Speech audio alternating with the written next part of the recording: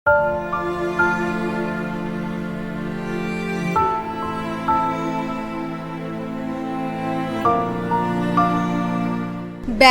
বেতের ঝুড়ি, কোদাল নিয়ে একে একে জড়ো হন তারা।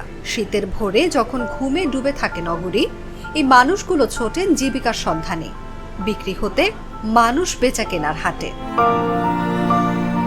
মিরপুরের 11 নম্বর মেট্রো রেল স্টেশনের সামনে বিশাল জায়গা জুড়ে বসে মানুষের হাট। এই হাটে পণ্যের মতো বিক্রি হয় শ্রম।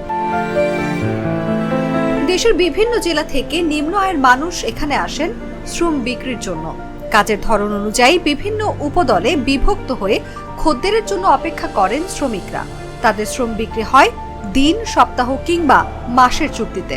কাজ তো ডেলি হয় না, আবার ডেলি হয়, বিভিন্ন জায়গায় চলে যায় কাজে। যখন জানে হয়, যখন যেরকম রেট সেখন সেরকম পাই আর কি। সবাই সব দিন কাজ হয় না। আমরা রাজমিস্ত্রি, রং মিস্ত্রি, হেল্পার বিভিন্ন ধরনের লোকের কাজ করি। সকালে 7টা থেকে আমরা 11টা পর্যন্ত থাকি।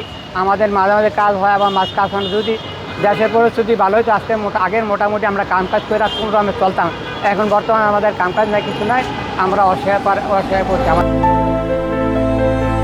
খদ্দের মিলে গেলে দুশ্চিন্তা কেটে যায়, কিন্তু না পেলে কপালে জমে চিন্তার ভাঁজ।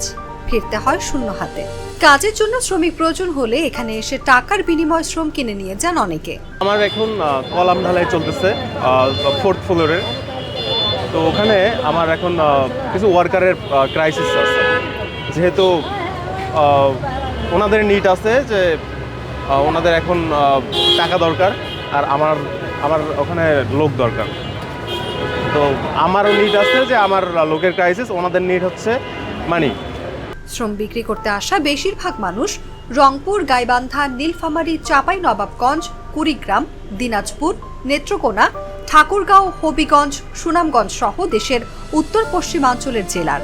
তাদের অধিকাংশই রাজমিস্ত্রি, মাটি কাটা এবং গৃহস্থলী কাজ করেন। কাজের সন্ধানে কেউ কেউ আসেন 2-1 মাসের জন্য।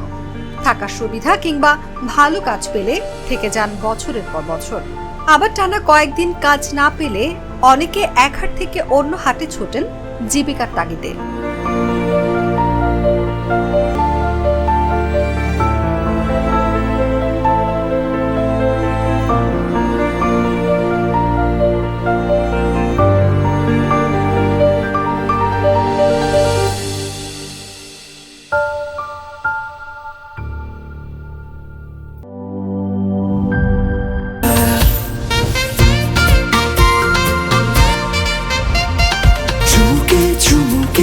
Enjoy the life, চলো উড়াই খুশি তুলে নিয়ে হাতে। Cheer up, oh oh, cheer up, oh oh, cheer up, oh oh, cheer up. চিল হবে রিফ্রেশিং মুডে। চিয়ার আপ, চলো উড়াই খুশি।